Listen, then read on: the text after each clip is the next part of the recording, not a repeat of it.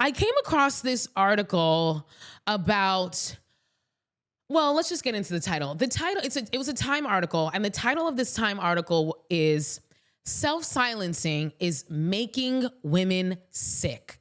Okay?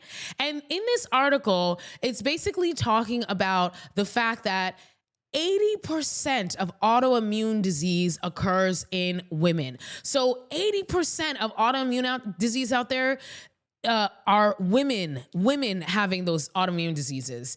And this article basically discusses how women being trained by society to hold their tongue, right? What do the Mormons call it? Keep sweet, right? Keep sweet, to be nice, to not argue, to, people please, how it's not just taking a mental toll on women, but it's also taking a literal physical toll on women. Quote, today, women account for almost 80% of autoimmune disease cases. They are at a higher risk of suffering from chronic pain, insomnia, fibromyalgia, long COVID, irritable bowel syndrome, and migraines, and are twice as likely as men to die after a heart attack. Women experience depression, anxiety, and PTSD at twice the rate of men and face a 9-fold prevalence of anorexia, the deadliest mental disorder. Okay? So the mental disorder that's killing people the most, anorexia, women have that at 9 times higher rates than men do.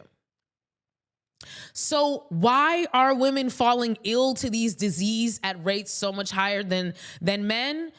Well, it seems that, quote, the very virtues our culture rewards in women, agreeability, extreme selflessness, and suppression of anger, may predispose women to chronic illness and disease, end quote.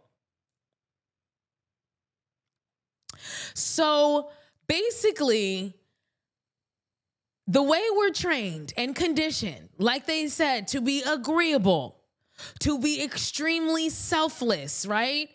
To suppress our anger, like I said, as the Mormons call it, keep sweet. All of that energy got to go somewhere, right?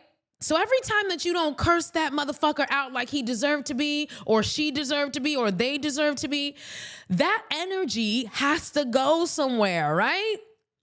And it gets trapped in our bodies. And we're learning more and more about this. Like now that we're learning about things like the organ called fascia, right? That organ that's all over our body, in between our skin. That's literally our skin and in our muscles. And it's everywhere.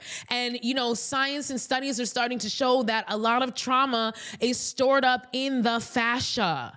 Right? And not just the fascia, in muscles, right? Grinding your teeth, things like that, right?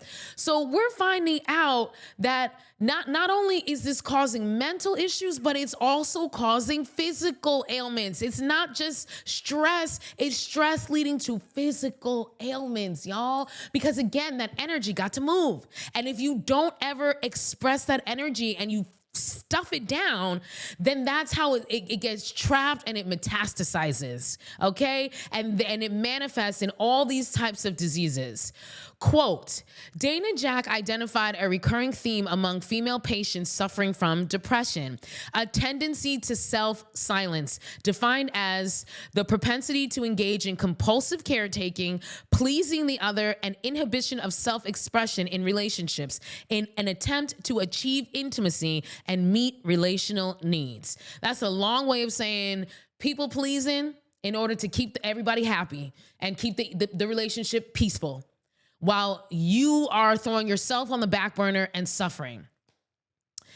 Quote, through longitudinal research, Jack found that this learned behavior, strongly rooted in gender norms, was linked to an increased risk of depression. We're not surprised there. Makes sense, right? Since then, considerable evidence has revealed that female self-silencing isn't just tied to psychological issues like depression and eating disorders, but also to physical illness. For instance, in March of 2022, a team of researchers at the University of Pittsburgh discovered that women of color who strongly agreed with statements like, quote, I rarely express my anger to those close to me, end quote, were 70% more likely to experience increased carotid atherosclerosis, a cardiovascular plaque associated with higher risk of heart attack. Other studies have connected self-silencing to irritable bowel syndrome, HIV, chronic fatigue syndrome, and cancer among women, end quote. So, baby girl, every time you closing your mouth and holding your tongue because you don't want to stir the pot and you want to keep the peace, you are just adding to the potential of you developing things like cancer, chronic fatigue syndrome, irritable bowel syndrome, and then, all the other things that I mentioned before, all the autoimmune diseases, heart attacks killing you, all that other stuff, all from self-silencing. All from trying to be agreeable, all from not trying to be a bitch. You don't want to be a bitch, so you're holding all your everything that you're feeling inside. Well, it's got to come out some way, and unfortunately, it comes out not just in mental illness, but also physical illness. Quote, it seems that the virtues of womanhood are not really virtuous after all. Instead, they are wreaking havoc on our bodies and our health. And the way they often do so is through these seemingly normal daily experiences that slowly over time chip away at our vitality and erode our well-being, end quote. So it's not the big traumatic events. It's this everyday holding your tongue, every day going over and above and beyond for people who wouldn't even, spit on you if you were on fire. And I'm including your family members and your husband and your kids too. Because let's keep it real. Women be getting played in the society. We're always here to help people. People are never here to help us. It's the everyday. It's the little self-silencing moments that chip away, chip and chip. It's the 3, 4, 5 times a day that you want to go off on somebody, but you hold it in. Right? It's the 3, 4 times a day that you want to tell somebody no, but you still do it anyway. Right? Because you don't want to be seen a certain type of way. You don't want to be, you've been trained, we've been conditioned to, like I said, like the Mormons be saying, keep sweet. And it is wreaking havoc on women's physical health. And you have to think about that, okay?